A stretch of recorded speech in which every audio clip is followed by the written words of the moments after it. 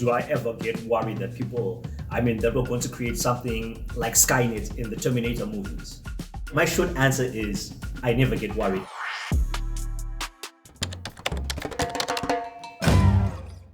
Hi, my name is Kachidza and I'm a Senior Data Scientist. I'm here answering some questions about natural language processing from around the internet. Let's get down to it. What are the most interesting use cases of natural language processing? Natural language process is when we give computers the ability to understand natural language, and natural language in this case is something that is similar or more akin to what humans use when they're communicating with each other. When you go on Instagram, if someone has written something in another language, you can press the translate button and then it translates to another language. So that's a common thing. Yorkshire Wisdom says, why does predictive text seem so aggressively assertive when you're trying to type something it doesn't like? It has kind of memorized your behavior with the way that you type certain things, right? It's going to assume that what you type frequently is what you're trying to type right now, even though you might be trying to type something else. So it just looks at the frequency of the type of sentences that you type, and it tries to predict that based on your behavior. Someone on Quora asks, what is the difference between natural language processing and speech recognition? Well, there's really no difference between natural language processing and speech recognition.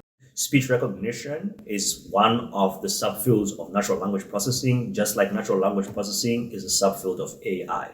Someone else on Quora asks, do chatbots pass the Turing test? No. The Turing test is basically a test where you're supposed to be unable to distinguish between a human and a machine, but do not be deceived. You can go on Wikipedia and then you can take all of the stuff that is on Wikipedia. You can basically just iterate over the knowledge graph on Wikipedia of all the articles.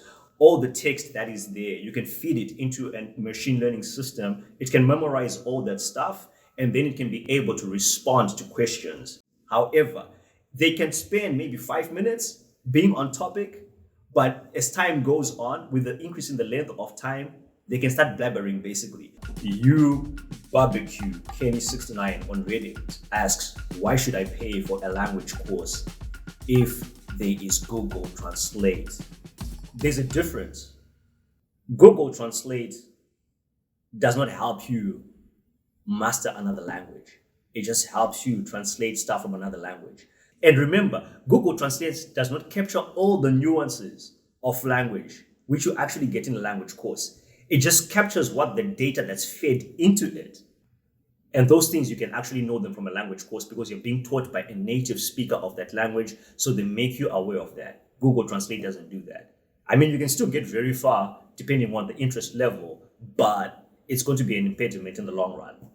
Bridget on Twitter asks, why does my child say please and thank you to Alexa, but not to you? Sorry, forgive me for laughing. I'm laughing because I'm a dad and I have an experience with that. It's nothing to do with you, Bridget. It's just the way things are when it comes to raising up children. And believe me, all this stuff that we have talked about, it's not even, just from a philosophical standpoint, it's not even the tip of the iceberg. There's so much more that goes into play, with NLP, which is why I'm so fascinated by it.